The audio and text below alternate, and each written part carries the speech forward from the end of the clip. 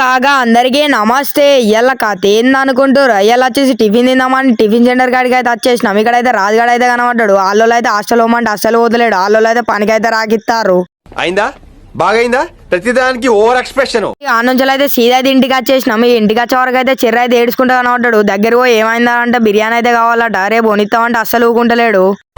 ఊరుకో ఎద్దులో ఉన్న ఏడిస్తే దరిద్రంగా ఉంటది.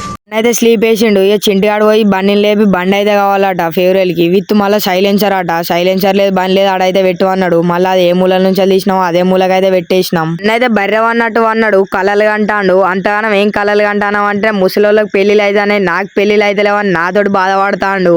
ఏంట్రా నా బతుకిలా అయిపోయింది. ముసలోళ్ళకి ముతకోళ్ళకి పెళ్లిళ్ళు అయిపోతున్నాయిరా. నాకవదేంట్రా, నాకేం తక్కువరా.